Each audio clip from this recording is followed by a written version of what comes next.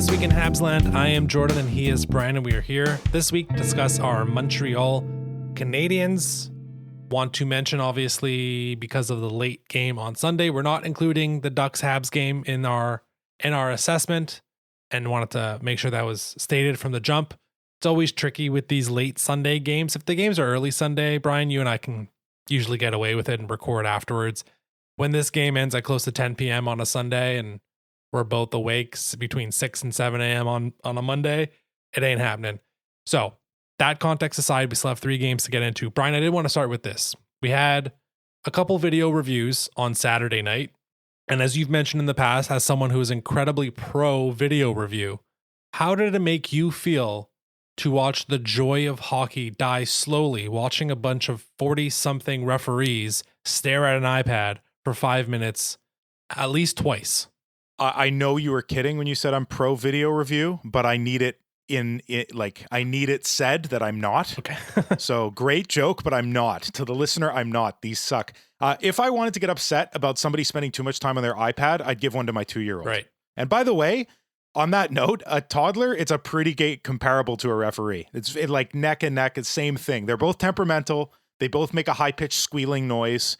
They're both unable to process information quickly. And they both do things they're not supposed to do, and then they don't have to defend their actions. Oh, wait, that's not true. You can put a toddler in a timeout, but refs are above the law. That's look, great. In this particular case, the ref made a mistake. From his vantage point, it looked as though the puck was frozen because he was behind the goaltender. Perfect angle, but like if you look at the replay, he's exactly where he needs to be to not see where the puck is, which maybe he was in the wrong position, but they go to specific places on the ice where they're supposed to be, and he was there. So, look, you can't fault him for that. He made a mistake, so he blew the whistle. Anyway, that part of the whole thing sucked for Hudson and the Habs. I feel for them. It sucks. But it's not the end of the world. That happens. Where the indictment of the NHL officiating comes into play is what happened next. 5 minutes spent with the refs, like you said, staring at replays on a screen, trying as best they can to make the goal count. I think that's what they were probably doing. I'm sure it's what they were doing because they knew how bad a blunder the early whistle was. So that was what they did. What should have happened, very simply, no goal called on the ice, as simple as that, no review, and a simple mea culpa from the ref to Lane Hudson. He should have just skated over to him after the play and said, "I'm sorry, Lane, from my angle it looked frozen. I blew too early. My apologies." Go up to Martin St. Louis and say, "Look, I'm sorry," and then skate away. That's what it should have been. Yeah. At the end of the day, the Sharks, I find, got hard done on the offside challenge. So, like, that, for me, like, watching that replay enough, that looked fine to me. Like, it did not look close enough. It was very kind of Canada-Finland as well, where it was like one freeze frame, it's good. The next freeze frame, they're both over. They called it a goal on the ice, which means you needed evidence to overturn it. I didn't think there was, so I thought the Sharks were hard done there. So it came out on the wash. Both teams, in my opinion, had a goal wiped off that should have counted. Yeah, but the Habs also got a weak power play. Yes, the roughing. Very soon after the roughing call, which was not roughing. That's just clearing the front of your net. It happens every game. So they tried to do makeup calls, which... You want to get into that? No. That's a fun topic. This is enough. The point is, like, we lost 10 minutes of our lives taking away joy, and that was silly. All right, let's get into the week. Interesting, because last week my headline was 14-3, 14 goals and 3 points. This week they've scored through these 3 games: Toronto, Ottawa, Montreal, 8 non-empty net goals, if my memory is serving me correctly, and I think they've played decently better, San Jose game aside. And a lot of different pieces have been moving. It's certainly not been, again, Anaheim game aside, as cataclysmic as last week, where we were quite worried. So with that, Brian, I find it interesting. You and I put both of our headlines into our shared Google Doc today. And I kind of view them as almost dueling headlines that are not necessarily totally in disagreement, but maybe different perspectives of the same discussion. So I'll let you go first. I'll cede the land to you, and you share with the listener what your headline of the week is. So my headline of the week is veteran loyalty. Loyalty is a spectrum. At one end of the spectrum is the Marc Bergevin quote, "If you want loyalty, get a dog," which of course was in reference to Alexander Radulov not signing with the Habs, like, I don't know, 7-8 years ago, maybe 9, something like that, 2016, I think. Near the other end of the loyalty spectrum is what we've come to expect from Martin St. Louis.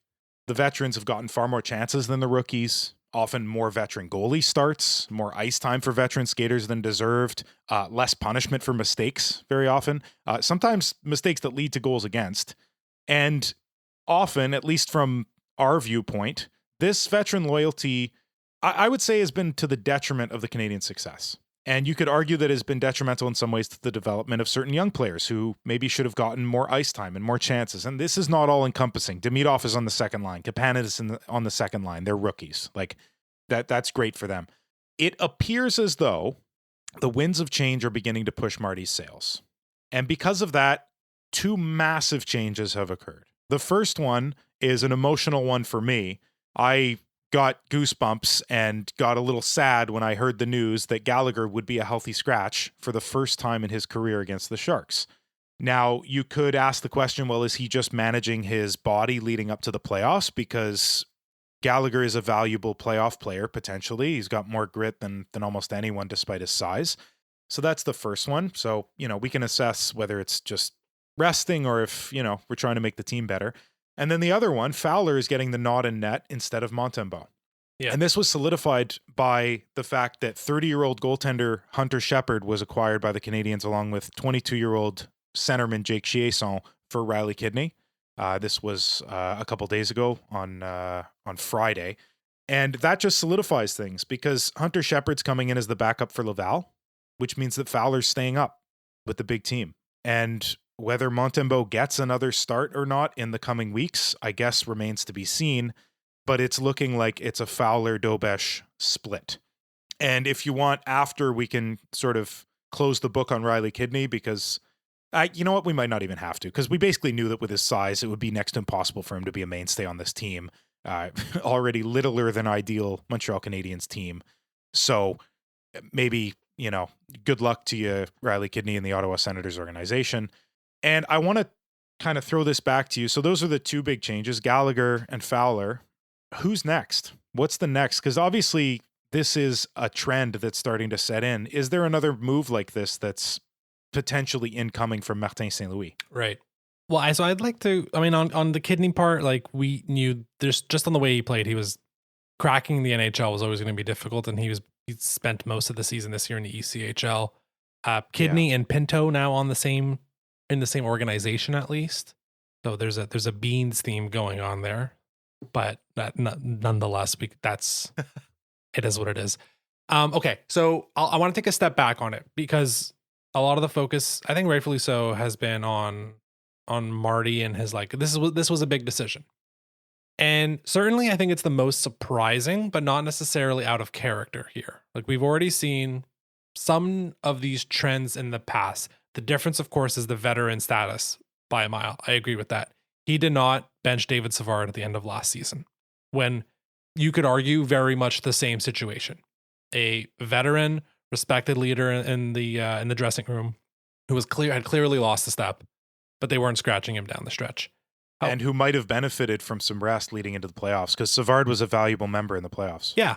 And I think, there'd already been the Fowler call-up earlier in the year, and we've seen St. Louis, to an extent, just get frustrated with guys and not necessarily scratch them into oblivion, but bench them considerably or, find different ways to use them. We saw with the Caden Primo benching. We've seen a lot of times this year, third periods of Arbor Jacki not getting play. But the difference with those guys, obviously, is that vet stature. So I feel like there's some precedence here, but Brendan Gallagher, alternate captain, they're going to use the term load management. I don't totally believe it. Let me rephrase that. I believe that's part of the answer. I don't think it's all of it. Right. And I think you kind of feel the same way, right? Where, yeah, sure, part of it is let's get the best version of Gallagher we can, because the version of Gallagher we're getting right now is not one of the 12 best forwards on this team.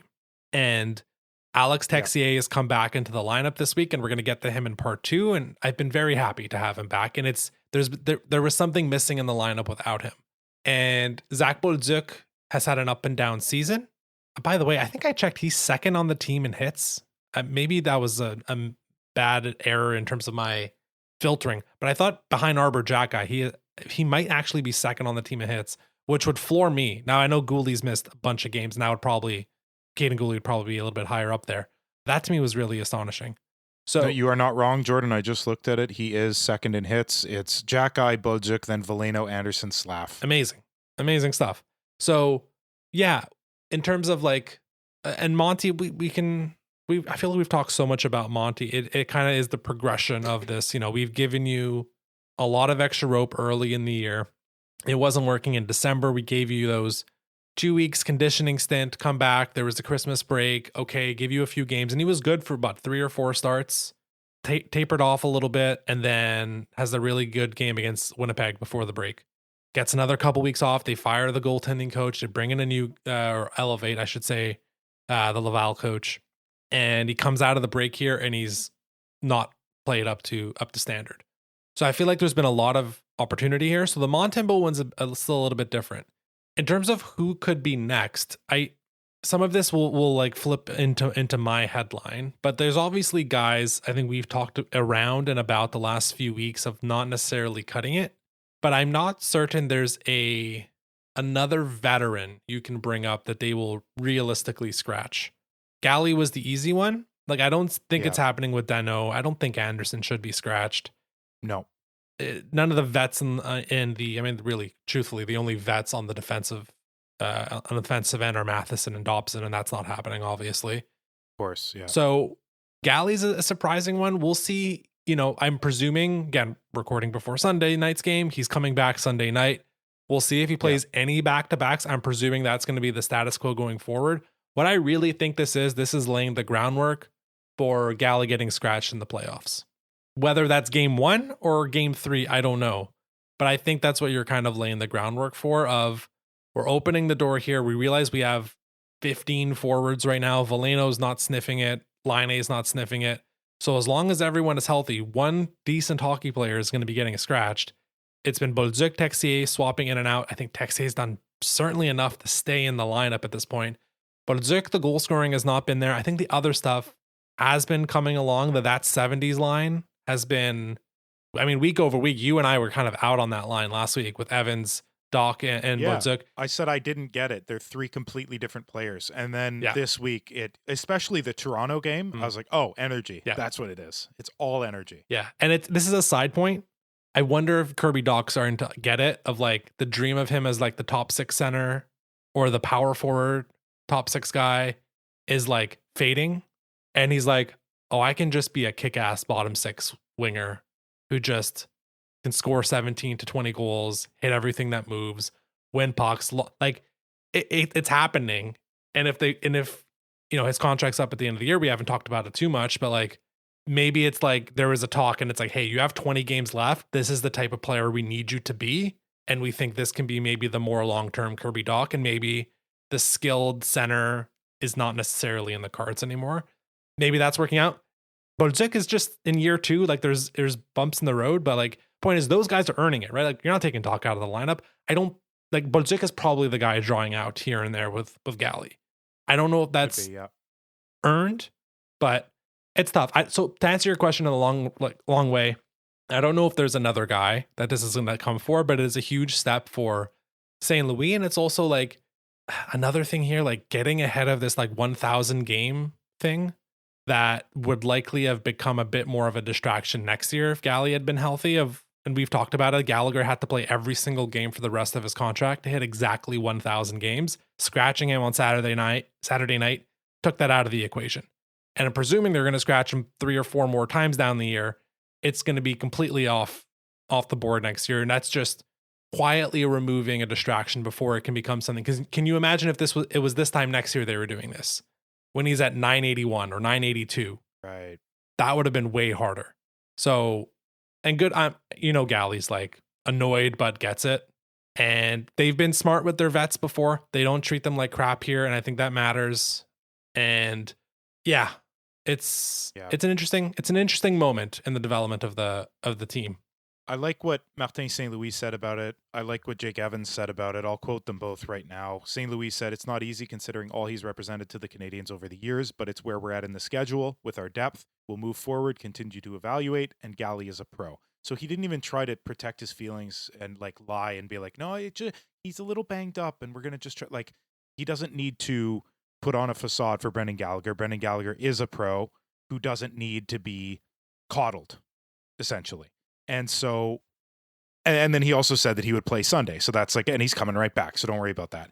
And then Jake Evans said, you're going to see a lot from him because he's the most competitive guy I know. When challenges hit him, he doesn't just give in, he goes right for him. So you're going to see him at his best, which that's the other element of this, is that's the goal here, is if you rest him a bit and piss him off, because he is a pro, he's not going to show it on the outside. Inside, Brendan Gallagher right now is screaming in anger. He does not want to be benched. He doesn't want his career to end. Nobody does. And he is one of the most competitive players we've ever seen. Forget that Jake Evans knows, that we've ever seen as a Hab. So I feel for him. It's hard. Father Time catches up to everybody. No one is, protected from it. Mm-hmm. We'll see if it ever comes after Sidney Crosby. It doesn't seem like it, but So on the one, like, to spin it positively at the end, you were touching on it, was, well, let's see if this makes Brendan Gallagher a more effective hockey player. Like, forget the facade, forget what this, like, maybe it really is that he's going to be playing 2 games a week, maybe down the stretch here. No more back-to-backs. They have a few more coming down the stretch here. 2, maybe 3 games a week. Maybe they're resting him a little bit, like, more. And maybe this does bring out a different Brendan Gallagher. And maybe that's like, I think that's a bonus on top of it. Really, I think they're just trying to make sure they can keep all the guys fresh for when you need the best roster out. Maybe that best roster includes a more rested Brendan Gallagher. So we'll see. Yep. I think you're right about that. And like I said earlier, a valuable player in the playoffs. At least I see him as one, just the style of play that he has. But you're right, maybe sitting him every second playoff game or something is the plan. And guys get hurt in the playoffs, so you'll need the depth regardless. Yeah. So your headline was touching on a transitionary moment. Maybe is this the end of something? And I have been, I think most of the year, trying to figure out, like, and I think you and I at times have been on different wavelengths of, like, are we focusing on the team success? Are we still doing the thing where we're focusing more on the player success? And we've talked about this for years, right? 3 years ago is very much like, tell me literally what Nick Suzuki's doing. Don't tell me what anyone else on the team did, right? In 23, when Slav was hurt, Caulfield was hurt, and Gooley was hurt, I was like, I don't care. And Nick played 20 minutes and he looked good. Terrific. That's it. I don't care. We lost 7-2. Doesn't matter. Now, last year was a bit more like, oh, look how good Lane Hutson's playing. Look how good Cole Caulfield's playing. And there was a little bit of like, hey, they're gelling as a team. And I've wondered, like, over the years, how much, when are we going to start skewing more and more team? And I feel like, me personally, I've been skewing a lot more team this year. And I think you've been kind of pumping the brakes and being like, hey, let's not forget what Demidov's doing. Let's not forget what Oliver Kapanen's doing. Let's make sure we're still focusing on that growth. And that's been helpful. And I've been coming back to this, and I had this idea at last year's trade deadline. So, by the way, my headline is a different perspective. At last year's trade deadline, I had this idea of, I didn't think they were going to do much. I thought they were going to stand pat because I thought this was the team for now. Last year's team, that was the team they had for that run. And I'm wondering if, more like broadly, the team that they've had this year, last year, and probably next year, this is kind of like phase 2 of the rebuild, right? There was the tear down in 22, plus like the just nothingness in 23 and 24 of slowly building it back up, and guys like Lane Hutson hadn't arrived yet, and Cole Caulfield was like, had the shoulder injury and like was slowly coming back, and Slavkovsky was becoming like what he has slowly become now. But it was very much like, we're kind of keeping it very low to the ground here. We're not expecting too much. We have a lot of veteran presence, and those are kind of the guys leading, but there's, some of the young guys doing some stuff. And then I think last year was the beginning of the second phase. They elevated the level. They made the playoffs. Lane Hutson arrived. Him and Suzuki were the 2 best guys on the team. And there was a bit of a power shift, a bit of a dynamic shift.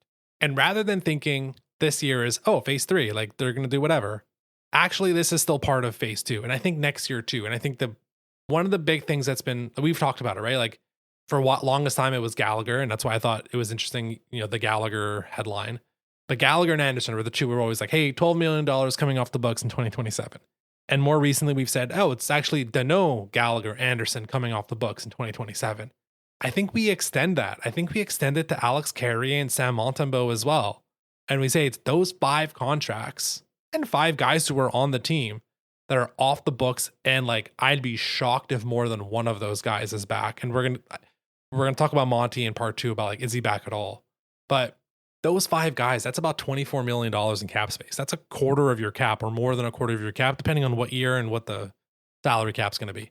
So I kind of view like, well, in part, like those contracts are anchoring you down. And we spoke about that a lot with the trade deadline of like, you just can't do too much with all of this committed salary. So I think that's what we're in. I think we're in year 2 of 3 of like this second phase of the team. And it's really in 27, 28, where it's like, okay, this is full blown contention window because we have shedded all the old contracts. And that might be your window, by the way, summer 2027, to bring in someone big, because now there'll have to be a Demidov contract. But I believe other than that, there's no big guy that is going to need to be signed. Newhook and Kapanen, which neither one should be a giant deal. Right. Yeah. So yeah, that's the other one. Like Kapanen's an interesting one to like, is he part of that crew? You know me, I have my doubts about Newhook long term. But anyways, so I've been trying to view it more like that, like instead of like thinking last year's team was a team for last year. I think this 3 years, this is the team for right now. And like Anderson, Gallagher, I know like they're necessary. It is a little bit like training wheels coming off. Like as we see Gallagher slowly fall to the side, as we see Sam Montembeault slowly fall to the side, as we see maybe Alex Carrier, like we've not really talked about him. We've all focused a lot on like the sixth defenseman. Man, number 5's not been very good either this year. He's been, I think, considerably worse. That's weird that he scored so many goals, but I think he's been considerably worse this year than he has been last year. So are you, again, some of these guys might be shed during the off season, but I think this is kind of like almost repositioning like what this year is about. And it's like, it's not just about this year. It's this 3-year bubble that we're in. We are smack in the middle of it. We're in the regular season of year 2. And it's just resetting expectations and patience, I think, more importantly, of like, man, there's only so much they can do here. Now, Danault is their problem for bringing in. Fair enough. But you're going to have $25 million coming off the books in a year and a bit. How much of that can you get rid of in the offseason? And how much of that affects, like, again, it's annoying that it's like a shoulder shrug, but like, this is the team for now. Yeah. I agree with almost all of that. Okay. I think we kind of just have to accept, and especially the proof is in the pudding with the way that the trade deadline was dealt with. Because often the time to move off of veterans is the deadline. That being said, veterans with 0 or even negative value, you're likely not going to be able to move them anyway. The one and only place that I'll push back is questioning whether during next season or even in this upcoming off season, will Danault be moved off of, because guys like Hage are coming. And that's an opportunity potentially for Hage to take Kapanen's spot, Kapanen to move down to where likely he actually belongs on the 3rd line, and then Evans on the 4th line. And then there's also Owen Beck, who we've seen up and down pretty often, and he might be ready as well. In fact, I think for all intents and purposes, he probably is ready. Yep. Not necessarily in the role that he's been given in the past, because he's kind of moved around. But if he was the 4th line center or a winger or something with Evan, like there's a lot of guys that need to come up too. So do you see that as a possibility where maybe in the offseason, Danault gets moved along with a couple picks to make it worth a rebuilding team's while? They get a veteran who's going to help them let in less goals, so their defense is, I don't know, confidence and goaltending confidence doesn't get shattered. So, because defensively, Danault he's still half decent, but we saw it clear as day, and I knew this was going to happen. I called it prior to the Sharks game. I was like, don't match up Danault against Celebrini, because yes, Danault is a defensive center, but Celebrini is the fastest mother effer in the world in terms of like processing and the ability to just get into a dangerous area and fire the puck. In that, from that perspective, I'm taking him over McDavid. You know what I mean? Like in terms of the beeline to the front of the net, get the puck and fire it in. He's insane at that. And Danault would not be able to keep up. I'm getting sidetracked, but all this to say, like, a year and a half doesn't seem good enough to me that the $25 million comes off. Can we move 6.5 in the off season or early next season and then maybe get a new player or bring the young guys up? Or and so yeah, it all depends on your willingness to eat cap or lose picks. And at what, like, is that something you want to sacrifice to get rid of guys? And are you at that stage yet where it's like, you know, you're ready to do that? Like, certainly David Reinbacher is almost definitely ready. He's been on a tear the past month in Laval, and you'll have people saying, shut up, let him stay there. Give him the next 3 months. It's not worth it this year. So it comes again back down to patience. How much patience do we have? Like, are we collecting enough useful information from this team this season for Hugo in June to make their moves? No. So that's a great question. I'm happy you asked it, and I would say no, because you need to see Owen Beck in the lineup. You might even need to see a touch of Michael Hage. Yeah. Maybe that's premature, but I would like it. And you do need to see Reinbacher at one point. So I would answer that question with a resounding no. Yeah. No, that's fair enough. I'm not going to try to understand what's going on with the cap right now, because I've read reporting and listened to people. Essentially, it's a bit challenging right now to bring up Reinbacher, and it's if they also want to sign Hage. That's just generally without moving any other cap. Right. It's again they've kind of did this themselves by bringing in Phil Deneau, but again, because I think we have a good sense of what this team is right now and where the improvements are kind of needed. So defensively, I don't think, and this is the defensive system that they play, they're not effective enough in pressuring the puck carrier, but also not effective in, like, you can do that. You can like lay off of the puck carrier. That's what their defensive system is meant to do. But then you're supposed to be like destroying the passing lanes in your hybrid system or your zone lower down. Right. I don't think they're very good at breaking up the passes. In transition, it's, by the way, gotten worse in the past couple weeks. It's better than it's been in the last few years, but it's still a struggle, and teams are properly identifying. And that's the huge, the Dobson turnover. I think that's the Toronto game where he has that wicked bad turnover and, leads to a goal going in. Offensively, we know the guys are overpassing. Like, we're collecting a lot of information still, right? Offensively, those guys overpass. And part of me, like, I know you can't do it, but for a brief moment on Saturday night, I was like, what if we just stuck Noah Dobson in the Demidov spot on power play 1? Because he's just going to be like, oh, you gave me the puck, I'm firing this. I think there's too many guys being like, I got to make one more pass on that first power play. And I talked about like my theory of it last week. But I think there needs to be someone, and if Slav wasn't Bumper, it would be Slav in that spot. And maybe you put Slav back there and you put Demidov elsewhere.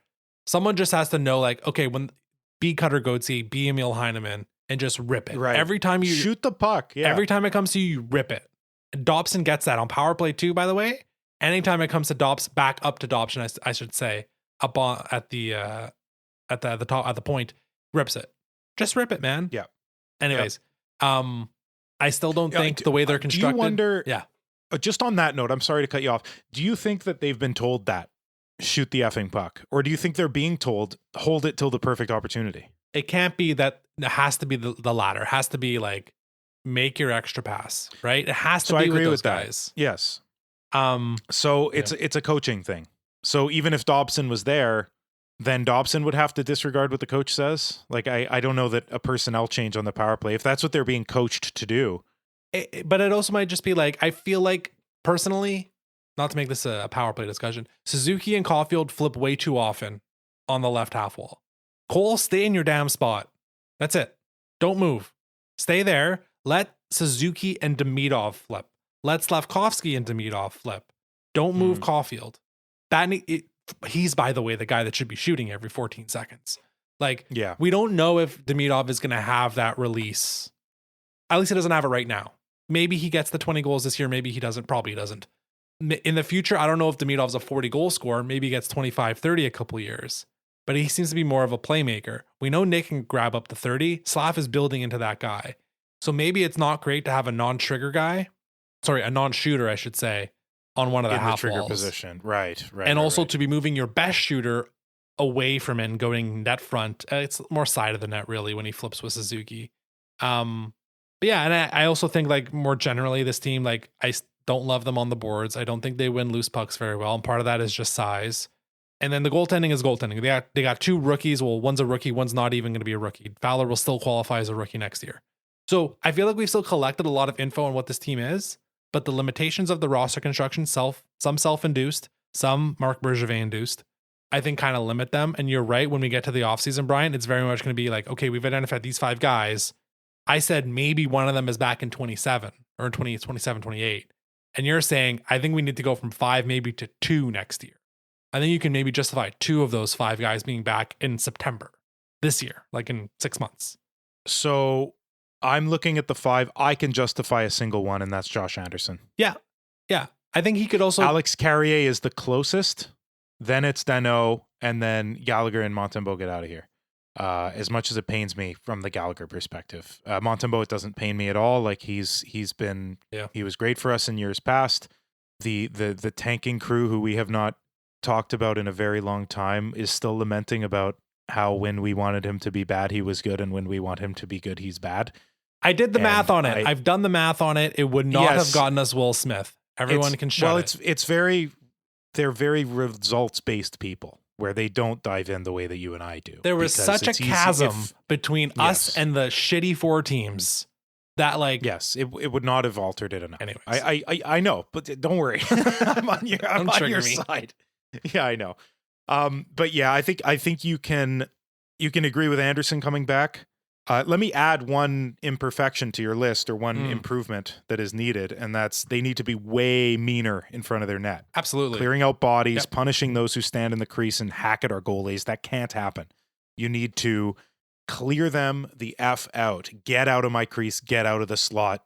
And I don't want you even thinking about coming back here. That's how bad I'm going to hurt you. So Reinbacher could build into a mean player. Carrier is...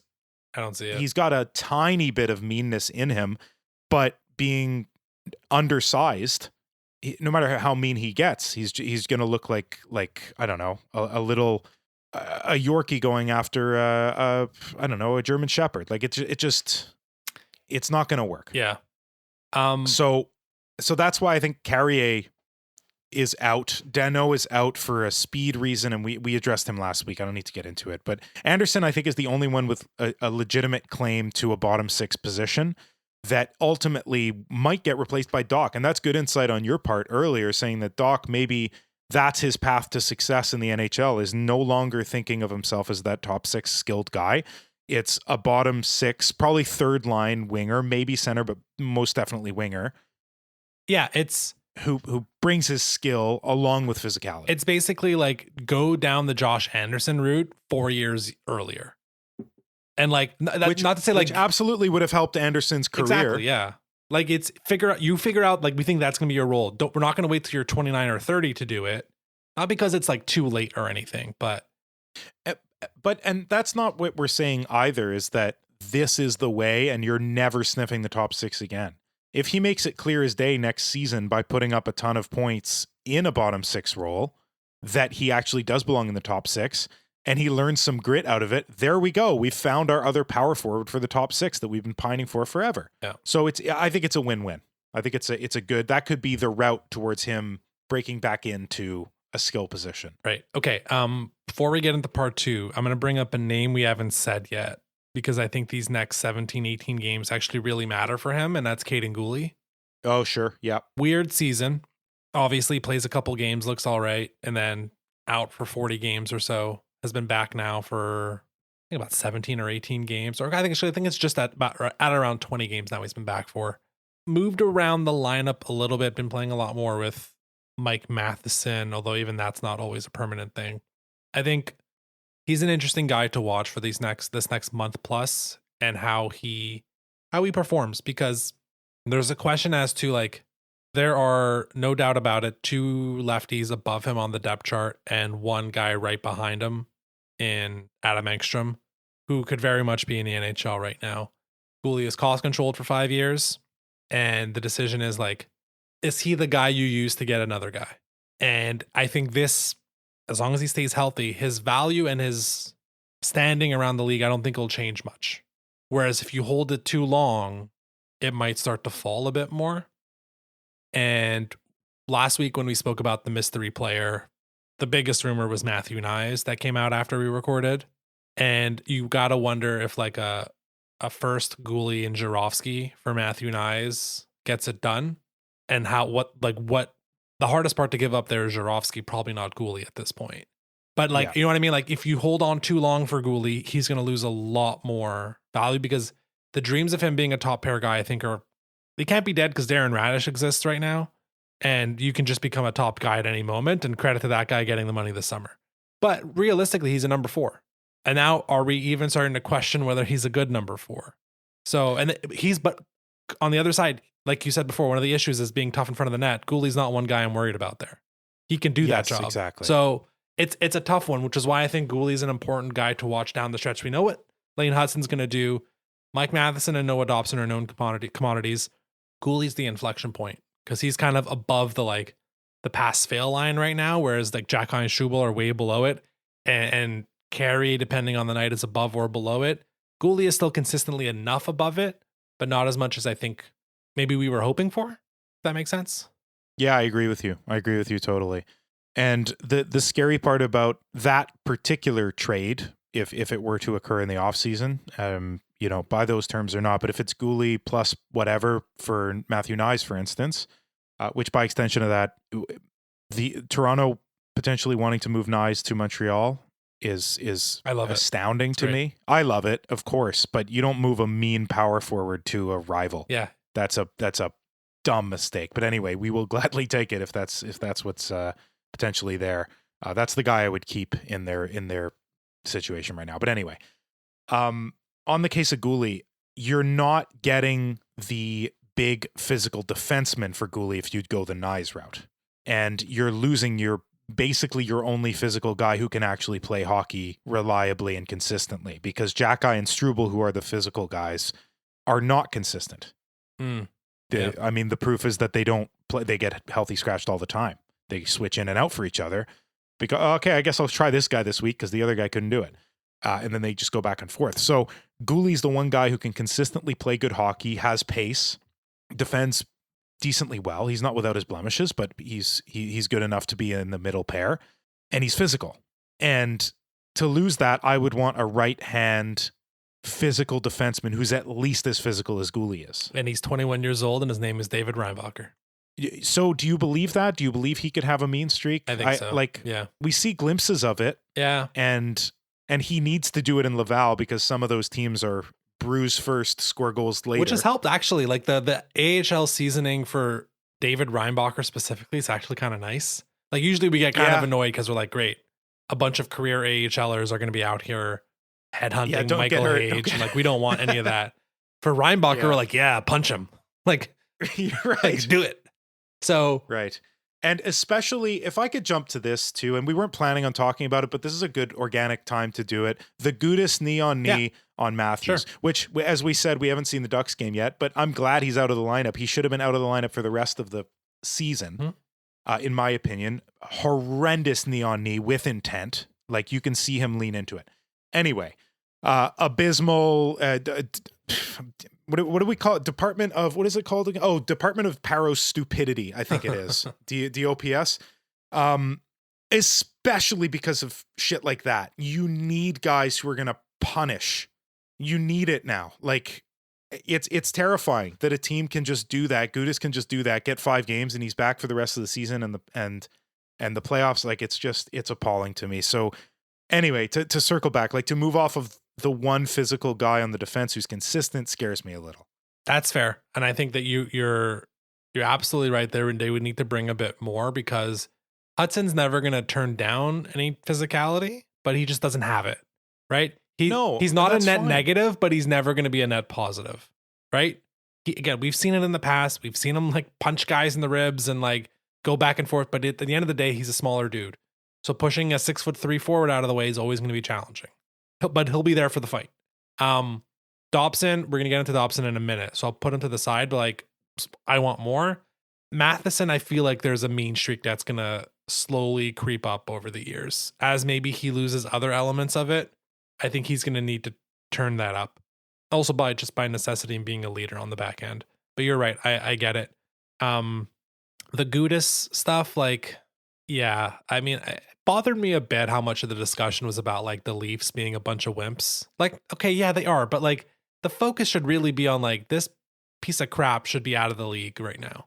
That's what we should like. Of course. I know we don't like ask Austin Matthews and RIP to your fantasy team, but like it's come on, man. Like this is one of the most talented players in the league. And he just like absolutely goes after him. And they're like, cool, man, go sit for 10 days. You'll be back for your team's last 15 games to win their division and their first playoff run in a while. Like, are you kidding me, man? Like, take him out for the year. It's like repeated offender, all that stuff. Like, Yes. Ah. Renowned piece of shit. Yeah, that's it. He knows Renowned it. piece of and shit. also he it's I don't bring up the Crosby stuff in the Olympics. I don't understand how is there another league in the world who cares more about their enforcers than about their stars? No. What a stupid way to run a league. Yeah. Listen, what's going to be really annoying, I'll say, is the Leafs and Ducks play again before the end of the year. I think it's like either early April or end of March. You know the league's going to tell the Leafs ahead of time, don't start anything. And now the Leafs... I hope they do not listen. I hope they do not listen. I think everyone hopes that. I think even Ducks fans are kind of like, we're scratching Leo Carlsson tonight. But here, the problem is, like, in the same way, like, referees are renowned for, like, I'm taking the guy who responds. I just have a real sneaking suspicion the NHL is going to come down on the Leafs in that game in a real BS way. Now, the Leafs, who don't have their draft pick, whose season is over, might be like, I don't care what you do to us. And we've seen... this is happening, right? This is happening regardless. But I am ready for that. Now, if the Leafs, again, I feel like this should be the discussion. Instead, the oxygen has been 80%. Look about a bunch of babies the Toronto Maple Leafs players are. Which they are. Yeah, which they are. And I texted you, if this happened in Nick Suzuki, Slavkovsky would be a monster and waving a stick and killing people. So I'm not worried on our side. But right. Anyways, we focused a bit too much on the weakness of the Leafs. We already knew this. It's more the piece of crap on the other side of the ice that shouldn't be in the league anymore. Okay. Yeah, that's enough oxygen on that, I think. Yeah. Okay. Part 2, we can do it a bit more rapid fire-ish. We have some fill in the blanks to do. And I think we've been trying not to talk about some of these guys through our early discussion. I think we were successful on certainly one of the three. I don't think we've really brought up Texier that much. But this is really focusing on Noah Dobson, Alex Texier, and Sam Montembeault. So, first, fill in the blank, Brian. Noah Dobson's season so far has been blank. I'm going to go as advertised. Okay. Offensively, very good. Mm-hmm. He's sitting at about a 2/3 not goals per game, points per game rate, which is great. You're happy with that. 50 plus points this year is what he's on pace for. He will certainly hit that number.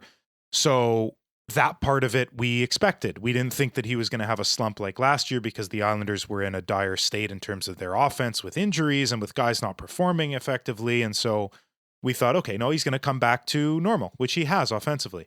Defensively, we saw the proof of the giveaway thing. I think that was maybe one of my first statements, my first negative statements about Dobson when we acquired him was like, we already have Matheson to give the puck away in the defensive zone. Do we want another guy like that? And look, we saw it. Nylander to Cowan, back to Nylander, goes in. Yeah. Because, lots of time and space when you give the puck away. But overall, I'm happy with his game. The part that we were just addressing, which is the physicality, is the one way, other than the obvious, like, don't give the puck away in the defensive zone, take less risks. But the less obvious one to me is like, get a little bit more physical, Dobson. That's what I would like to see from him moving forward. Yeah, so I would say Noah Dobson's season so far has been compliment sandwich worthy, in which case, offensively, like it's not even like what we thought it was going to be. I think it's been better. Like, he's bounced back at 5-on-5. He's been diabolical. Power play 2, he's ripping the bomb and he's scoring goals. Everything I wanted offensively, literally everything and better. And he's been consistent and he's just like, it has been great. We were wondering, this guy was playing 24 or 23 and a half minutes a night, how that would look. He's kind of shaken down. He's got demoted from penalty kill 1. So ice time wise, at 5-on-5, it is still kind of split between the 3 guys, but he is kind of third when you incorporate special teams as well, right? That Matheson is the guy on penalty kill 1, Hudson's the guy on power play 1, and he's kind of backups on both. So that's a compliment sandwich worthy. You have been great, my friend, on so many levels, on even strength, in the offensive zone, on the power play. Defensively, this whole team has a bunch of brain burps when it comes to clearing the puck, and he's no exception. And then in front of the net, it's like you said, we need a little bit more from him. And I know this is what Islanders fans were saying, like, you're not going to get it, man. It's not going to change. And maybe we are fools in believing that it can change just a little bit. But when I see every other part of the game working, we're going to be very critical, I think, of some of the elements that aren't working. Because if he does clean this up, like, hey, remove the one idiot pass a week, and then, don't cross-check him, right? You got to do it the smarter way, but push guys out of the way in front of the net. Like that, this is definitely an issue with the team this year. Is they're not doing that successfully. Yeah. They're not clearing the front of the net nearly as well as they need to. And I don't think like maybe David Savard was like that was his one redeeming quality at the last year because he didn't. It involved him not having to move. That and blocking shots with his face, but yeah, that's or his skate. And the skate, his skate. Any way he can block.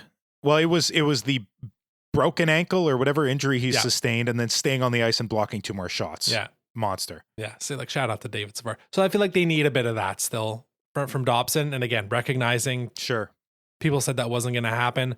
Yeah, he's been pretty good. I think there's room for growth ultimately, and again, all guys need to do something a little bit different, a little bit more down the stretch here, and that's why we're watching, right? Like Noah Dobson has played in some big games. He's been in those conference finals with the New York Islanders, but it's been a while. It's been a while since he's been in the playoffs. I think in 22 was probably the last time he was in the postseason. So this is his first real run at it in a while as like full-blown Noah Dobson top pairing defenseman. And let's see what you got. We got a month left and then we got postseason. What are you going to do? Especially as the game kind of tightens up and you need to win in the smaller spaces. Let's see what Noah Dobson can do there. Okay. Second fill in the blank. Brian, Alex Texier is best suited to be blank in the lineup. Do you permit me to move the blank to somewhere else in the phrase? Yeah, for sure. Alex Texier is best suited to be in the lineup over Brendan Gallagher. Oh, this is great. Okay, hold on. Do you want to hear mine then? Yes, please. Alex Texier is best suited to be new Gallagher in the lineup. Okay, so that's basically the idea here. Yeah. Okay. Absolutely. And my reasoning, I'll give you mine, is looking at his hits per game compared to Gallagher, which is very comparable, very, very comparable in terms of his willingness to go to the front of the net, which I bet he was told like, hey, you're taking Gally's spot. Do what Gally does with a slightly bigger frame. And then more points than like per game, obviously more points than Gallagher, 8 goals, 11 assists in 33 games. That's 19 points in 33 instead of 20 points in 64 games for Brendan Gallagher. So like he can contribute more, but the main factor for me is the lack of taking penalties. He has 8 penalty minutes compared to Brendan Gallagher's 35. And I know there's a fight in there, but call it 30. Gally takes a lot of penalties because he can't catch up to the guy to defend him.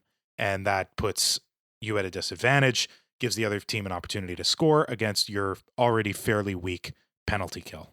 Yeah, so I really like seeing him back in the lineup this week. It was a bit on the first line, right, when Caulfield was out on Wednesday with his stomach bug and then moved back down the lineup on Saturday night. It'll be interesting to watch how, because like we've mentioned that 70s line, which I finally we have a good nickname in Montreal with the Evans, Doc, Bolduc.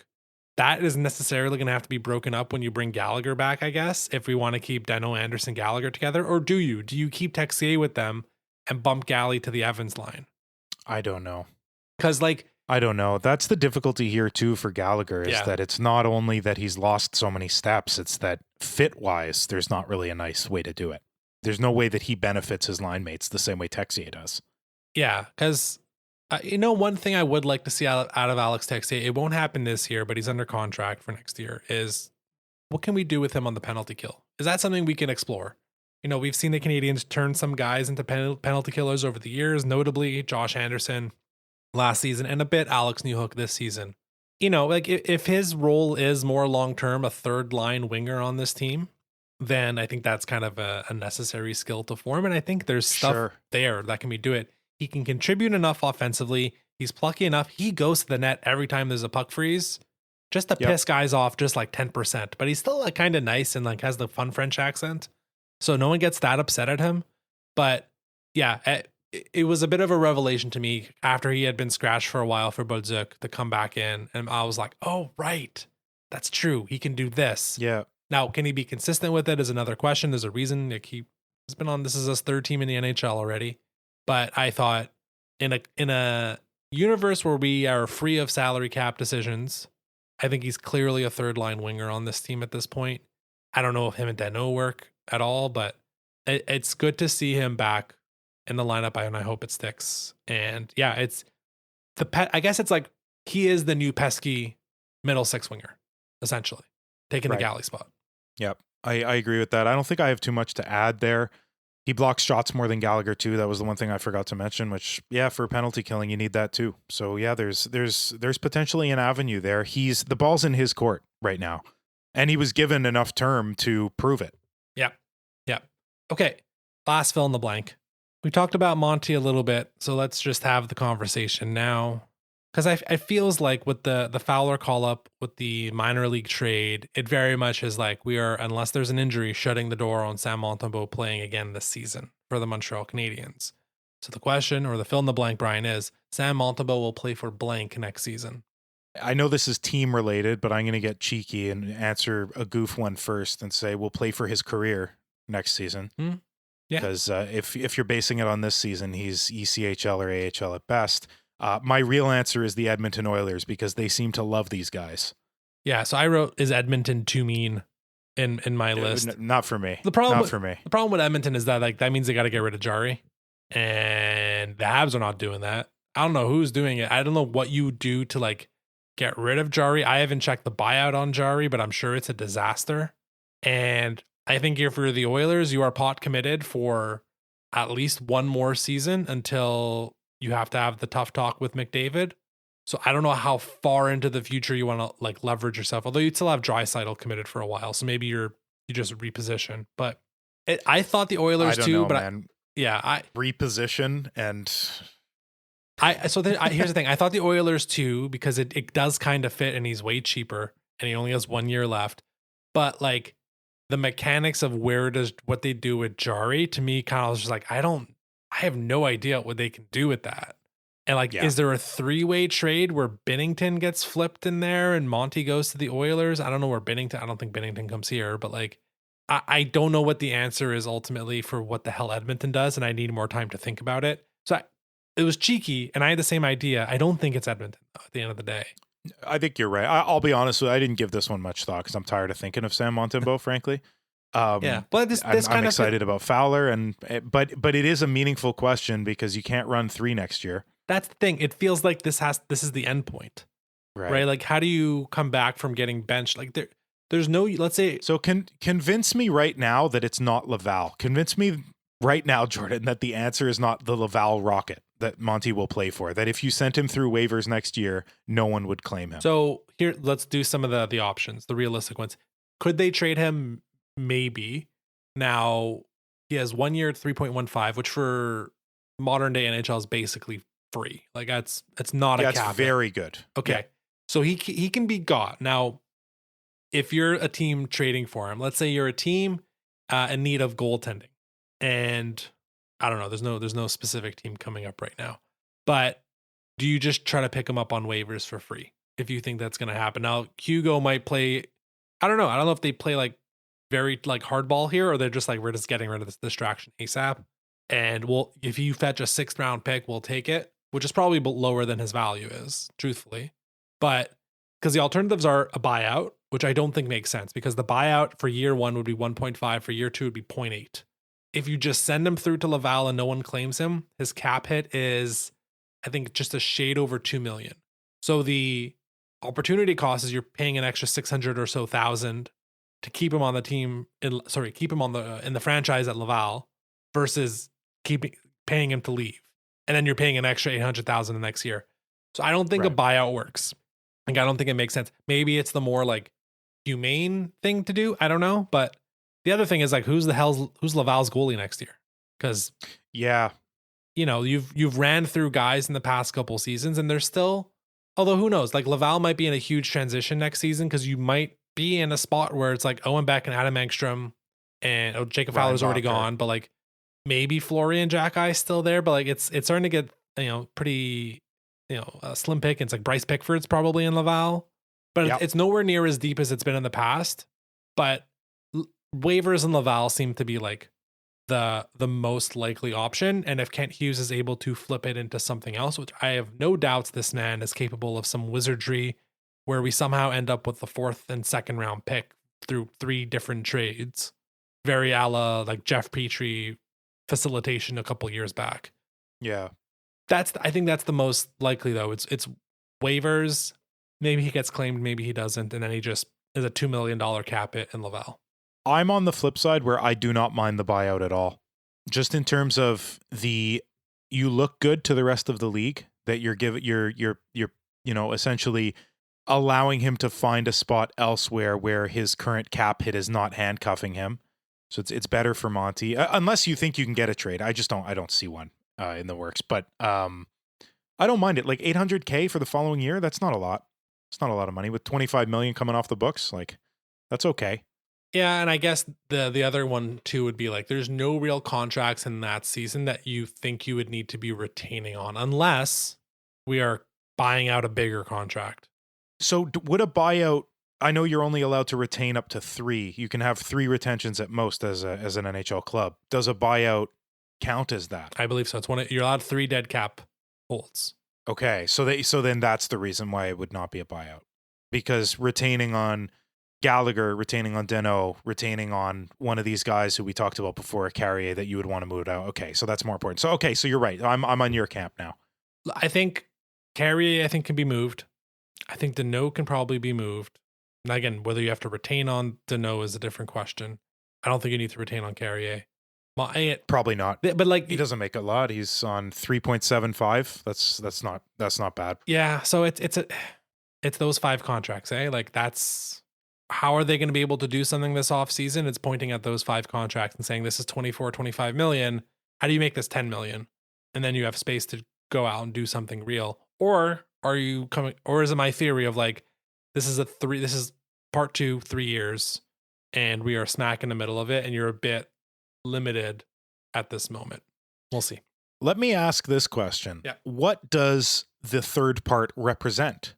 And therefore, by extension of that, is it worth trying to speed it up and sacrifice a bit of the future, a bit of picks, a bit of prospects, whatever, to move off of these guys to expedite it to get to the third tier right away?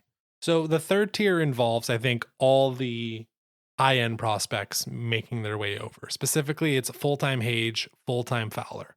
That's the biggest thing, which you might be getting next year. Reinbacher, do you include Jurovsky in that, or that's the next wave? Actually, Jurovsky, I know the answer. That's definitely the next wave. Yeah, that's why. Reinbacher, though, I want to include in this one. Yeah, I think like those are the 4 guys that we're still looking at, right? Reinbacher, Fowler, Hage, Jurovsky. All of those guys coming to the fray, and then like the shedding of the vets, more or less. But additionally, it's like, okay, we're getting this info in these 3 years. What are they missing? What do those new guys have? Who are you going to get? Who are you trading for? Who are you potentially? Free agency doesn't really exist. Like it's more that, right? Like right now we're assessing like, okay, we don't think they're strong enough in front of the net. We think that we know the penalty kill is really weak. Goaltending has been bad, but we think goaltending will be fixed with internal progression. Okay, so that's probably not needed. We think offensively, sustained zone time has still been an issue, and consistency across the top 6 has just not been there. Demidov being around has really made the second line like cold water this year compared to the wasteland that it was last year, but you're still missing. So these 3 years right now, it's identifying, okay, what's still missing? What are the new guys not going to catch? And it's that sieve that what's not being caught. What do you go out and get? And what are you setting yourself up for in 26 and then 27? Because then when the 27-28 season starts, so not next season, the year after that, that is full-blown contention window. This is what it is. I don't think it's next year. Look, unless they do something like bonkers, I don't think contention, like full-blown contention, is next year. Doesn't mean you shouldn't be going out and trying to win games and win playoff rounds next year. But I think that's kind of how this is shaping up. And the biggest opportunity is $25 million coming off your books. You can leverage those guys' expiring contracts. You have all your first round picks going forward. Be smart with using them. You know Kent's going to try to trade this year. We all know that. Who are you going to try to go out and get that fits a missing need? They need a power forward. They need one, right? Yeah, a top 6 power forward. Top 6 power forward. Bottom 6, how much can that be solved internally? Which is why I know I am being annoyed. I know you're being annoyed that we don't know the answer for Owen Beck right now. We don't know the answer. Yeah. Hage will happen. We'll see what happens with Hage. What about Jack-Eye? Anyone else coming through the ranks? That third line, what type of third line do they want? And then in the defensive group, it's okay. We know Dobson and Hudson, are here. There's too many sons on this team. Dobson, Hudson, Matheson. We think those 3 guys are here to stick around. Okay, now the other 3, what is missing that the first 3 aren't necessarily getting? We think it's that punch you in the back of the neck. Defense and physicality, yes. Okay, so how do we get that? Who's coming up that has it? I don't think it's Bryce Pickford. I think something in That's there's more offense than any of the three. No. Are you kidding me? That's all goals, dude. Yeah, so the That joke dude I is was making nuts. about Dobson on power play one, it's actually Pickford. But he needs So that one, hell yes. So, and then Reinbacher, we think Reinbacher might be one of those guys that can, you know what I mean? So like Yes. part of it is like, okay, the progression of the young guys and the non-NHLers and the prospects, who is filling in the gaps that currently exist. So that's why it's always like, identify the gaps in the team. What do we think is going to be filled out by the players getting better and the prospects coming up? And what is missing?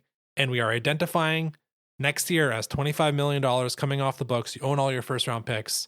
Suzuki's going to be 27. Slavkovsky's going to be 23. Hudson's going to be 23. It's go time. That's how I see it. So what can you do next year to answer your question in a very long-winded way? Start to pre-position yourself. If you can get rid of one of those guys earlier because an opportunity shows up because we think, hey, Quentin Byfield might become available or Philip Roenick might become available. Yeah. Then you do it this year. But if, like it doesn't mean we have to wait until summer 2027, right? But I just think that's the demarcation of like we're going. But for now, let's see what they got. This is the team they have right now, and whether Hage and Reinbacher, we talked about this 2 weeks ago, right? That those are the three guys of Hage, Reinbacher, Fowler would be the biggest inflection points. We think Fowler's gonna make his. I mean, he did what we did not talk about Fowler. I feel so bad. We're an hour in, and part of that is because we know he's starting Sunday, so it's always clouded and how we can talk about it. Man was just absolutely dynamite in those last 2 minutes against Ottawa. The Habs were better than Ottawa for a good chunk of the game, especially in the third. And then in the last 2 minutes, it was like chickens with their heads cut off and they had no idea what they were doing. And Fowler was like, don't worry, boys, I got you. He was amazing. He ended up with about 30, I think exactly 30 saves. The NHL is always taking saves away. I think that big Giroux save, they actually removed it from it being a save, even though it was amazing. It was definitely a save. But so he's arrived. And now the question is are Reinbacher and Hage going to arrive? And again, it's data collection. That's what this is. But it's more like, instead of just focusing on like, is Michael Hage good at scoring goals? It is, does Michael Hage fill in the gaps that this team has right now? Or do we see it? So it's like team perspective on like, what are the holes left? And we have 4 important weeks of hockey left where every game they're going to play is going to matter because every team in the friggin' East is losing in overtime. So they're not going to clinch their playoff spot until 5 games left, probably, if that. And then there's postseason, should they make it, which will be a big test, whether it's Tampa, you and I were talking, right? Whether it's Tampa or Buffalo or Carolina, those are the 3 most likely teams they're going to play. They're going to be underdogs without home ice, almost definitely. And what changes this year from last year? And that's like a nice longitudinal comparison of like 2025 Habs, 2026 Habs, and then they keep team building. Right. And in the playoffs, if and when we eventually get there this season, the thing that you can't do as much is just outscore your opponent. Just we let in 4, let's just score 6. Yeah. That tends to slow down in the playoffs. We witnessed a pretty amazing stretch of them just outscoring their opponents. 13 straight games scoring 3 or more goals. That has not happened for the Montreal Canadiens since the 87-88 season. Almost 40 years. So in that year they did it 14 times in a row. 2 years prior they had done it 18 times in a row. All 3 of these cases they won almost all of the games, but it seems to be slowing down. And so that's why this episode we've been harping on the defense. We've been harping on the meanness and clearing the net. We've been harping on the goaltenders especially because the goal scoring is there. But when it slows down, you need Fowler to play like an animal. You need Dobesh to save all but one shot against Toronto. So yeah, I don't know. The timeline fascinates me because I hate the idea of Suzuki only having 3 years left on his current deal when we're in a contention window. If we do it next year, he's got 4. Maybe I'm grasping it. Like maybe it doesn't matter because he's going to sign for $9 million as a well over point per game guy in 4 or 5 years. But yeah, those are the things I'm starting to think of. And also the importance of you mentioned it weeks ago and I kind of threw it away. And then you mentioned it again. And then I was like, okay, yeah, maybe. And now I'm really starting to be in your camp of like, you need to win a playoff round. Yep. It proves to future free agents that this is a winning team. It proves to your own team that they can do it. It gives them that much more experience. It is an important step in the progression. And you don't want to become one of those teams that just can't win a round. So yeah, that's why this fascinates me. We're going to revisit it next week, obviously, because the progression of this team in such a strong inflection point is it's going to be interesting week to week because things change all of the time. Yeah. Like Kent Hughes was mentioning after the trade deadline, hey, you know, we're on some no trade list, but we think people would waive. You know what helps people waive no trades? Those clauses? Success. Winning hockey. Right. This team shows that they can be up there, then they cross over 103 points and win a playoff round this year. Guess what? Some no trade clauses are going to be waived. That's just how it's going to work. There are some disadvantages of being in Montreal, and there's absolutely some ginormous advantages. And one of them is if you're successful in this city, you are a hero. And you're set for life with free smoked meat. You'll have a poutine named after you. You'll still have potholes to deal with. That we haven't totally figured out, although most of these guys live on Nuns Island and near Brossard, so they're probably okay. Let's see. We'll see what happens. Well, we can wrap it up there, Brian. This is it, right? Like I think we had after the Olympics, we got back into it. We got excited. We had the trade deadline. And I think this was really the table setting week. They were playing lower scoring games. By the way, this team plays nothing but close games. I'm probably jinxing the Sunday night, but like only the Capitals game since coming back has not been a 1-goal game. Empty netters aside. It's nice to see them play close games and lower scoring games and still try to be successful at it. But there's a lot of issues to fix, and one game at a time, one step at a time. Hopefully exciting hockey.